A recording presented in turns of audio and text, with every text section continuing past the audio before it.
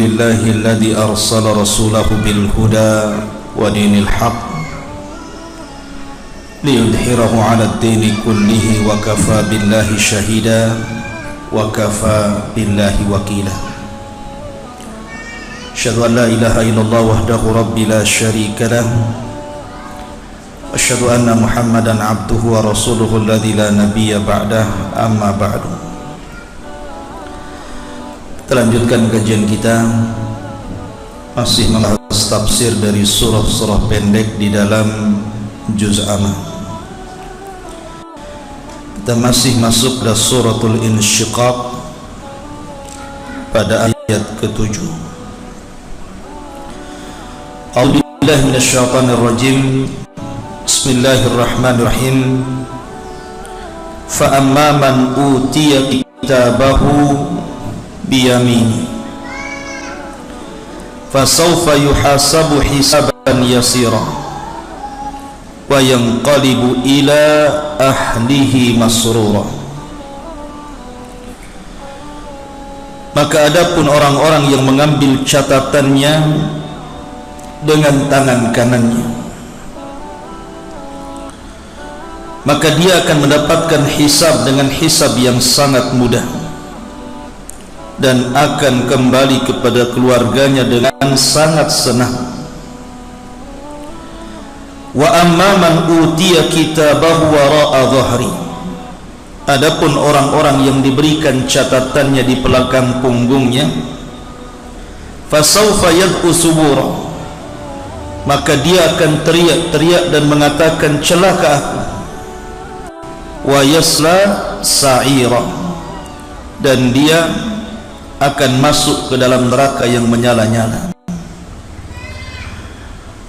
Innahu kana fi ahlihi masrura. Padahal ketika di dunia orang ini sangat bahagia dengan keluarganya. Innahu dhanna an la yahud. Dia sangka dia tidak akan berjumpa dengan Rabbnya. Bala inna rabbahu kana bihi basira. Salah dia, sesungguhnya Rabbnya setiap hari memperhatikannya. Ma'asyiral muslimin yang dimuliakan Allah subhanahu wa ta'ala, ayat 7 sampai ayat 15 ini menjelaskan kepada kita salah satu peristiwa dari peristiwa-peristiwa hari kiamat. Ketika manusia dikumpulkan di padang mahsyar, maka ada beberapa peristiwa yang terjadi. Pertama, hari kebangkitan. Semua manusia dibangkitkan sejak zaman Adam alaihi salatu wassalam sampai yang terakhir mati. Kemudian yang kedua, setelah dibangkitkan kemudian dikumpulkan di padang mahsyar. Setelah dikumpulkan kemudian ditampakkan seluruh amalannya. Kemudian setelah ditampakkan seluruh amalannya, barulah kemudian pengambilan kitab yang kita akan bahas pada malam hari ini. Setelah pengambilan kitab, baru proses hisab. Ada hisab yang mudah, ada hisab yang sulit. Setelah hisab baru ada proses namanya penimbangan amal. Setelah proses penimbangan amal, maka ada proses namanya al-murur ala sirat, berjalan di atas titian siratal mustaqim. Kemudian setelah itu manusia akan berkumpul di pintu-pintu surga. Maka yang terakhir ada proses jaza, balasan. Apakah dia layak masuk surga, apakah dia layak masuk neraka. Begitulah secara singkat proses-proses yang akan terjadi di padang mahsyar. Kita ambil salah satu peristiwa yang disebutkan di dalam ayat ini. Di sini Allah Subhanahu wa taala mengatakan ada orang-orang yang mengambil catatan kitabnya dengan tangan kanannya, dan mereka orang-orang yang beriman. Tapi ada juga orang-orang yang mengambil dengan catatan kiri, dengan tangan kirinya, dan mereka orang-orang kafir. Dan ada juga yang mengambil catatannya dengan tangan kiri ke belakang punggungnya, dan mereka adalah orang-orang munafik. Karena di dunia ini manusia cuma terbagi tiga: kalau tidak mukmin, kafir; kalau tidak kafir, maka dia munafik, tengah-tengah orang-orang yang beriman dan orang-orang kafir. Ma'asyiral muslimin yang dimuliakan Allah Azza wa Jalla, ketika manusia diberikan catatan itu, sudah saya katakan bahwa catatan itu terbagi dua. Ada catatan umum di mana seluruh umat dan nabi-nabinya memiliki catatan sendiri-sendiri. Artinya Nuh memiliki catatan bersama umatnya, Ibrahim memiliki catatan bersama umatnya satu buku, kemudian Nabi Lut juga demikian, Nabi Syuaib juga demikian, Nabi Musa, Nabi Isa, termasuk Nabi SAW, ada satu catatan itu berkumpul. Semua catatan umat Rasul jadi satu, jadi satu buku, namanya catatan umum. Di sini Allah Subhanahu wa taala hendak membuka aib setiap orang dan hendak memberitahu kebaikan setiap orang.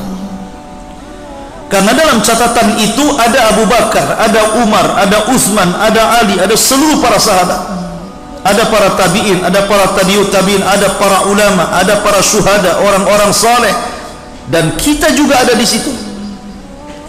Dan itu akan dibaca di hadapan manusia. Ketika Abu Bakar Siddiq radhiyallahu anhu disebutkan kebaikannya, Umar disebutkan kebaikannya, Utsman disebutkan kebaikannya, Ali disebutkan kebaikannya, kemudian para ulama, kita pun disebutkan di situ. Sayangnya bukan kebaikan saja disebutkan, keburukannya pun disebutkan. Dan di situ kita akan dipermalukan oleh Allah Azza wa Jalla di hadapan manusia. Karena ketika itu la takhfa minhum khafiyah, tidak ada yang tersembunyi, semua nampak. Dan kekhususan pada hari kiamat itu, orang diberikan ingatan dengan ingatan yang sangat tajam.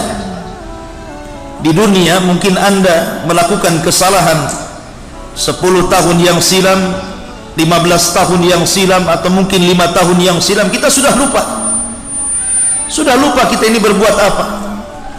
Kita pernah menzalimi orang, kita lupa. Kita pernah menggibah orang, kita lupa. Kita pernah mengambil hak orang, kita lupa. Kita pernah bermaksiat, kita lupa. Tapi di akhirat tidak akan lupa. Kita akan diingatkan seluruh ingatan di dunia sejak kita akil balik sampai kita wafat. Menitnya, jamnya, harinya, bulannya, tahunnya, kita akan ingat. Sehingga tidak mungkin mengelak, karena itu harus disesuaikan dengan catatannya. Apalagi kemudian pada hari itu manusia tidak bisa mencari penolong lain di dunia. Orang ada kasus cari pengacara, tapi di akhirat pengacaranya saja butuh pengacara, lawyernya saja butuh lawyer di akhirat itu. Dan tidak ada lawyer di akhirat. Masalahnya saksinya terlalu banyak, dan tidak ada saksi seperti saksi dunia bisa dibayar.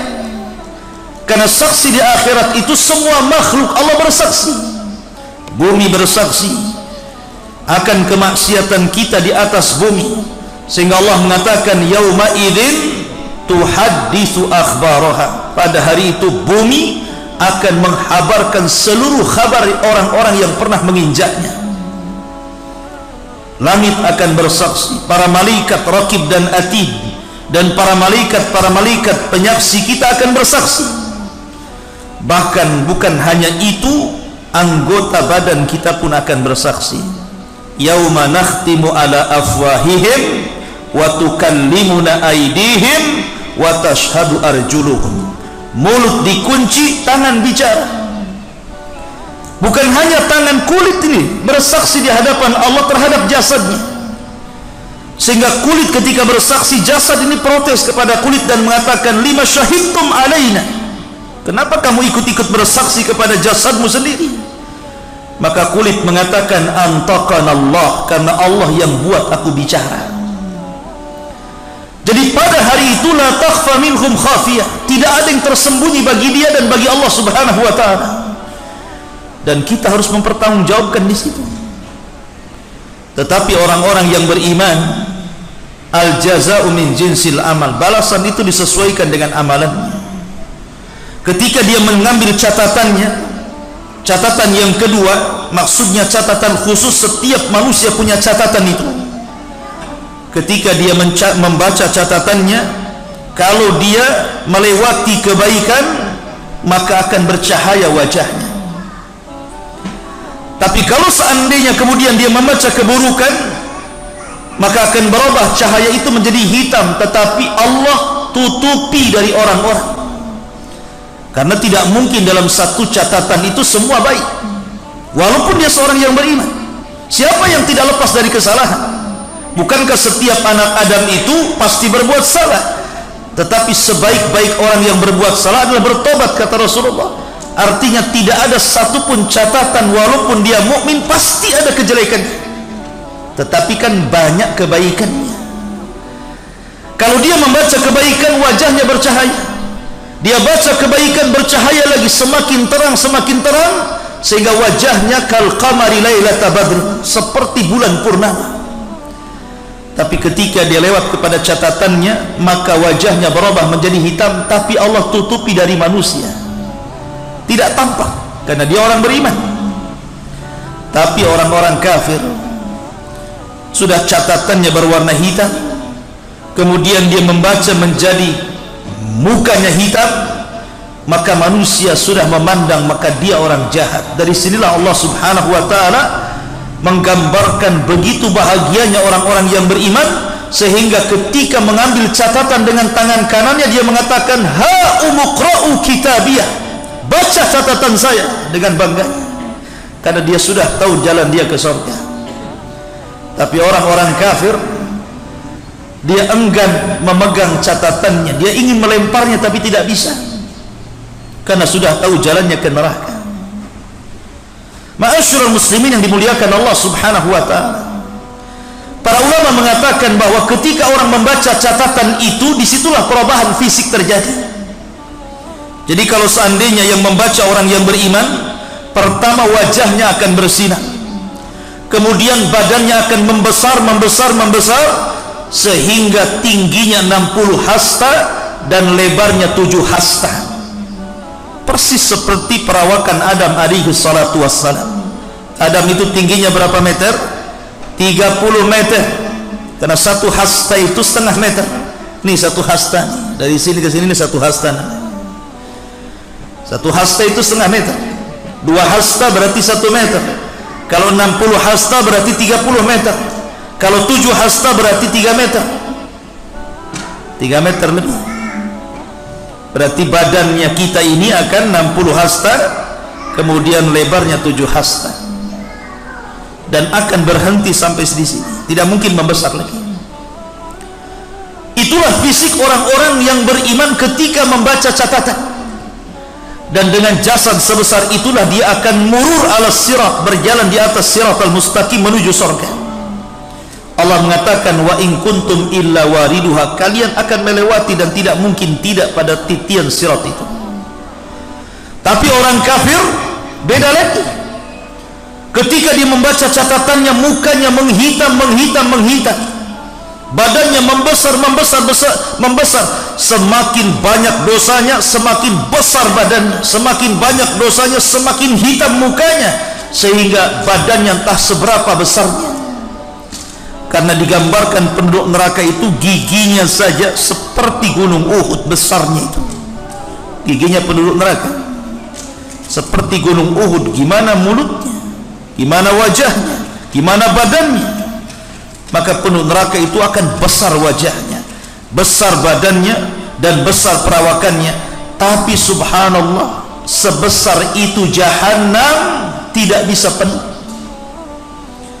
Walaupun manusia menjadi besar, semakin besar karena banyak dosanya, tapi ketika mereka dimasukkan ke dalam jahanam, Jahannam tidak pernah penuh. Sehingga ketika Allah Subhanahu wa taala menggambarkan tentang Jahannam, halim talati, sudahkah kau penuh wahai Jahannam? Apa kata Jahannam? Hal mim mazid, adakah tambahan ya Rabb? Masukkan saja. Ya. Menunjukkan bahwa Jahannam itu neraka yang sangat besar. Ya. Ma'asyiral muslimin yang dimuliakan Allah Azza wa Jalla. Di sini Allah mengatakan, fa amman utiya kitabahu biyamini, barang siapa yang mengambil catatannya dengan tangan kanannya, fasaufa yuhasabu hisaban yasira, maka dia akan mendapatkan hisab yang mudah. Manusia akan tinggal di padang mahsyar itu bukan sebentar, khamsina alfasana. Allah sebutkan 50.000 tahun dalam kondisi berdiri, tidak duduk dan tidak berbaring. Kemudian matahari didekatkan di atas kepala 1 mil. Kemudian keringat bercucuran dan keringat itu menjadi kolam di sekitarnya. Ada yang tenggelam selutut, ada yang tenggelam sepusar, ada yang tenggelam sedada, ada yang tenggelam sampai ke lehernya, sesuai dengan kadar amalan. Dan dia akan berada di situ selama 50.000 tahun. Disinilah kenapa alasannya penduduk Mauqif itu tidak mungkin duduk, karena kalau duduk tenggelam dengan keringatnya, apalagi berbaring. Maka kondisi mereka hanya berdiri, ya yauma yaqumun nasu li rabbil alamin, pada hari manusia berdiri di hadapan Rabbnya semesta alam. Lah ketika itu apakah seluruh manusia akan sama tinggalnya selama 50.000 tahun? Tidak, kata para ulama. 50.000 tahun itu hanya untuk orang kafir saja. Karena orang-orang yang beriman, ada di antara mereka yang tidak dihisab, ada yang di antara mereka tidak diazab. Seperti hadis Nabi SAW, ketika dia bermimpi kemudian ditampakkan sebelah kanannya umatnya yang begitu banyak. Tiba-tiba Rasul mengatakan, apakah itu umatku? Maka Jibril mengatakan, bukan, itu Nuh, itu Musa dan kaumnya, itu umatnya Musa dan kaumnya. Ketika Nabi SAW melihat ke arah lain, rupanya ada umat yang jauh lebih banyak dibandingkan umat Musa. Maka dikatakan, nah itulah umatmu, nanti pada hari kiamat umat Islam umat terbanyak. Kemudian dikatakan kepada Nabi SAW, minhum, di antara mereka umatmu itu ada 70.000 yadkhulunal jannah bighairi hisabin wala adzab. Di antara mereka ada 70.000 orang yang tidak akan disentuh hisab dan tidak akan diazab, direct masuk surga. Maka orang ini tidak pernah tinggal di padang mahsyar kecuali hanya lewat. Karena orang-orang yang tinggal di padang mahsyar itu untuk melakukan proses hisab. Nah ini nggak dihisab, nggak diazab, direct lah masuk surga. Tapi ada orang-orang yang dihisab, ada yang hisabnya mudah sehingga prosesnya cepat, ada yang hisabnya sulit sehingga prosesnya lambat. Yang hisabnya mudah, dia tidak akan tinggal lama di padang mahsyar. Tapi yang hisabnya sulit, boleh jadi mereka akan bersama dengan orang-orang kafir selama 50.000 tahun berdiri mencari peradilan Allah Subhanahu wa ta'ala. Jadi ada orang-orang yang hisabnya mudah, sampai ketika orang-orang yang direct masuk surga tanpa hisab dan azab, dan orang-orang yang mudah hisabnya, maka tinggallah orang-orang yang sulit hisabnya. Mereka lah orang-orang kafir munafik dan orang-orang yang beriman yang fasik, yang fajir, yang dosanya lebih banyak dibandingkan amal solehnya. Maka mereka menunggu peradilan Allah Azza wa Jalla. Disinilah tegak tentang syafaat. Setelah mereka berdiri lama, akhirnya kemudian orang-orang itu meminta kepada Adam untuk minta syafaat kepada Allah. Adam pun tolak. Akhirnya diarahkan kepada Nuh, Nuh pun menolaknya. Nuh mengarahkan kepada Musa, Ibrahim menolaknya. Ibrahim mengarahkan kepada Musa, Musa menolaknya. Musa mengarahkan kepada Isa, Isa menolaknya. Sampai akhirnya Isa mengarahkan kepada Rasul sallallahu alaihi wasallam, sayyidul awwalin wal akhirin. Barulah Nabi SAW mengatakan, ana laha, kan ku coba. Maka Nabi SAW kemudian menghadap Allah di bawah arasy-Nya, sujud lama sekali. Ketika itu Allah Subhanahu wa taala berfirman kepada Rasulullah, irfa' ra'saka ya Muhammad, sal tu'ta, kul tusma, isfa' tushafa.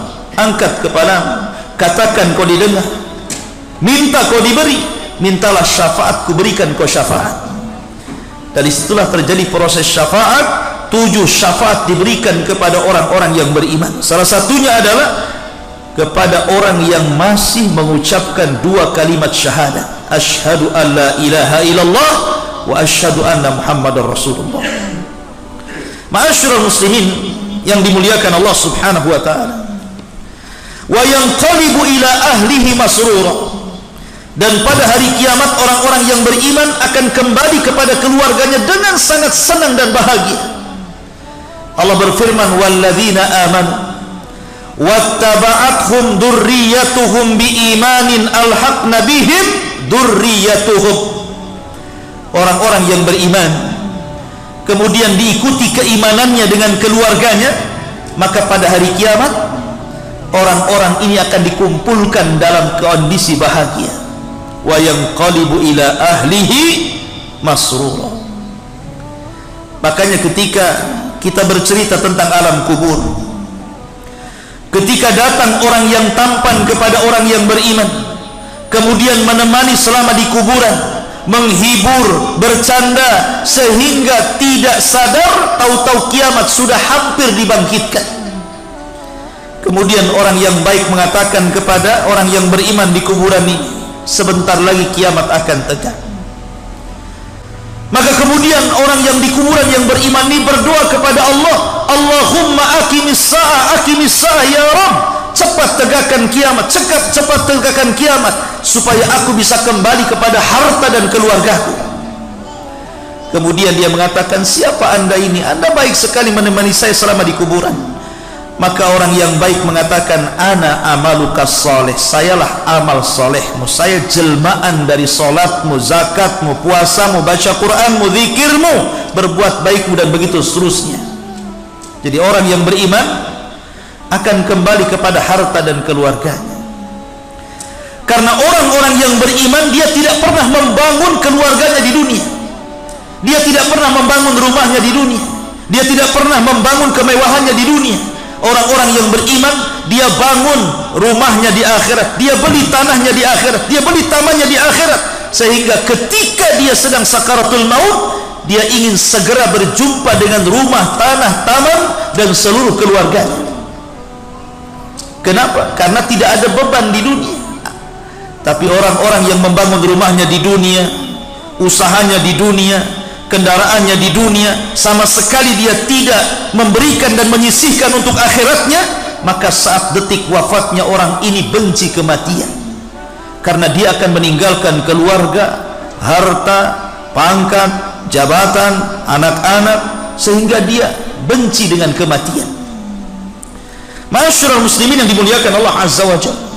Kemudian Allah mengatakan, wa amman utiya kitabahu wara'a dhahri. Adapun orang-orang yang diberikan catatannya di belakang punggungnya, orang-orang kafir, orang-orang munafik, fasaufa yad'u thubura, dia pun berteriak, celaka aku. Baru sadar dia. Orang itu terkadang sadar setelah mati, nggak ada guna. Orang kalau menyesal di dunia, kalau sudah di akhirat menyesal, apa gunanya? Di akhirat kita tidak bisa sholat, kita tidak bisa puasa, kita tidak bisa berdoa, kita tidak bisa istighfar. Yang ada di akhirat itu mempertanggungjawabkan semua amalan. Makanya orang-orang di kuburan saja nyesal dan mengatakan, orang-orang kubur itu, dia mengatakan, ya Allah, kembalikan aku ke dunia. Allahumma rabbirji'uni, rabbirji'uni, ya Allah kembalikan aku, la'alli a'malu salihan fima tarak, agar aku bisa mengamalkan amalan saleh terhadap yang aku luputkan selama di dunia. Tapi Allah mengatakan, kalla, sekali-kali tidak mungkin. Innaha kalimatun huwa qailuha, itu kan hanya hayalanmu saja. Yang lain mengatakan, laula akhartani ila ajalin qarib la asaddaqa wa akum minas salihin, ya Allah, kalau engkau bangkitkan aku ke dunia sedetik saja, ku infakkan semua hartaku, la asaddaqa wa aku minas salihin, dan saya akan berkawan dengan orang-orang saleh. Tapi mustahil. Ya, ini orang jahat menyesal. Orang baik ingin kembali ke dunia saja tidak bisa, apalagi orang jahat. Sampai Abdullah bin Haram ketika dia diajak bicara oleh Allah Subhanahu wa taala setelah kematiannya, Allah berfirman kepada Abdullah bin Haram, tamanna ya abdi, minta sesuatu kepadaku wahai hambaku. Maka Abdullah bin Haram mengatakan, ya Rabb, berikanlah kepadaku kehidupan 2 kali di dunia, supaya aku bisa berjihad kembali, kemudian mati syahid kedua kalinya. Tapi Allah mengatakan mustahil orang mati hidup lagi. Ini orang baik tidak bisa kembali ke dunia, gimana orang jahat, kan begitu ya. Maka ikhwatu fillah, penyesalan itu tidak mungkin dilakukan di akhirat. Sebagaimana orang kafir mengatakan, fasaufa yad'u thubura, dia pun berteriak celaka aku, wa yasla sa'ira, dan dia akan diancam dengan neraka yang menyala-nyala. Innahu kana fi ahlihi masrura. Orang-orang kafir ini di dunia dia senang dengan keluarganya. Di sini kebalikannya. Kalau orang-orang yang beriman, kesenangan dengan keluarga itu bukan di dunia, karena pasti orang yang beriman keluarganya pasti diuji Allah Subhanahu wa taala. Tapi orang-orang kafir terbalik. Justru kesenangan mereka dengan keluarga itu di dunia, dan di akhirat akan diceraikan Allah Subhanahu wa taala. Sehingga Rasul mengatakan, ad-dunya sijnul mu'min wa jannatul kafir. Dunia ini penjara bagi orang-orang yang beriman, tapi surga bagi orang-orang kafir. Ketika ada orang Yahudi yang miskin, yang fakir, yang kere, datang kepada Imam Ibnu Hajar al-Asqalani, salah seorang ulama Syafi'i, pengarang kitab syarah Sahih Bukhari Fathul Bari, pengarang kitab Riyadhus Shalihin, Bulughul Maram, dan banyak karyanya. Bulughul Maram Imam Nawawi, Riyadhus Shalihin karya Imam Nawawi, Bulughul Maram maksud saya. Jadi Imam Ibnu Hajar ini datangi seorang Yahudi fakir. Ketika itu Ibnu Hajar sedang dimuliakan di pasar, pakai kendaraan mewah, pakai baju kerajaan, digaji kerajaan karena dia qadhi di Mesir. Tiba-tiba orang Yahudi fakir mengatakan, ya Imam, bukankah dalam agamamu, maksudnya dalam agama Islam, nabimu pernah bersabda, ad-dunya sijnul mu'min wa jannatul kafir. Dunia ini penjara bagi orang yang beriman dan surga bagi orang kafir. Kenapa pula saya tidak pernah mengalami kebaikan seperti Anda? Dalam pandanganmu saya ini kafir, harusnya saya yang senang. Dalam pandanganmu Anda ini mukmin, harusnya penjara. Kenapa Anda senang, saya susah, katanya. Kata Ibnu Hajar al-Asqalani rahimahullah tadi yang mengatakan, adapun dengan kesenangan yang saya miliki, memang saya digaji pemerintah, saya diberikan fasilitas pemerintah, diberikan gaji pemerintah, baju bagus, kendaraan bagus, tetapi dunia masih penjara bagi saya. Saya belum bisa lepas sholat, saya harus tetap sholat. Saya belum bisa lepas puasa, saya harus tetap puasa. Saya harus tetap sedekah, zakat, zikir, baca Quran, mengajar, talabul ilmi. Saya tidak bisa meninggalkan itu semuanya, karena seorang mukmin tidak mungkin kenyang untuk beramal soleh sampai kedua kakinya masuk ke dalam surga. Tapi dirimu sesusah ini di dunia, kamu masih surga dibandingkan dengan akhirat yang menunggumu dengan api yang sangat besar yang akan melahapmu. Bersyukurlah kau masih hidup di dunia. Dunia surga bagimu. Kalau kamu mati masuk neraka lebih payah daripada sekarang kau hidup di dunia, katanya. Tapi diriku dibandingkan dengan surga, kenikmatanku ini nggak ada apa-apanya. Ya. Dari sini ma'asyiral muslimin, bahwa orang-orang kafir itu Allah berikan istidraj dalam kehidupan dunia. Jadi jangan sedih kalau antum melihat ada orang kafir, kerjanya bagus, gajinya besar, rumahnya gedung, kendaraannya bagus, istrinya cantik, anak-anaknya banyak, tidak ada masalah, bahagia terus, jalan ke sana kemari. Tidak perlu sedih. Kenapa? Karena Allah mengatakan, innahu kana fi ahlihi masrura. Ketika di dunia orang-orang kafir diberikan kesenangan, tapi kesenangan mereka hanya sebatas istidraj. Wa umli lahum inna kaidi matin. Kami biarkan mereka senang sampai pada waktunya kami adab. Hatta idza farihu bima utu akhadnahum baghtah. Sampai ketika mereka bersenang-senang dengan apa yang kami berikan dari kehidupan dunia, mereka tidak sadar, tiba-tiba kami adab mereka sekonyong-konyong secara tiba-tiba. Istidraj. Tapi keluarga orang-orang yang beriman pasti ada ujian. Terkadang ujian itu beruntun, ikhwan. Anda harus sabar. Ya. Anda harus sabar, karena keluarga yang beriman itu pasti diuji. Nggak diuji orang tuanya, diuji istrinya. Nggak diuji istrinya, diuji suaminya. Nggak diuji suaminya, diuji anak-anaknya. Nggak diuji semuanya, diuji ekonominya, diuji kesehatannya. Orang yang beriman pasti diuji. Sehingga ketika orang yang beriman ini berjalan di permukaan bumi, kemudian ujian terus beruntun kepadanya sampai dia keluar dari bumi, sudah tidak ada kesalahan lagi. Karena ada dosa itu yang tidak bisa diampuni dengan istighfar, hanya bisa diampuni dengan kesabaran, dengan ujian. Sebagaimana ada surga itu tingkatan-tingkatan tertentu tidak bisa kita capai dengan sholat, zakat, puasa, haji, hanya bisa dicapai dengan kesabaran. Dan sabar itu tidak mungkin terjadi kecuali ada ujian. Dan Allah katakan innama yuwaffas sabiruna ajrahum bighairi hisab. Allah katakan sesungguhnya kami cukupkan pahala orang yang sabar tanpa batas.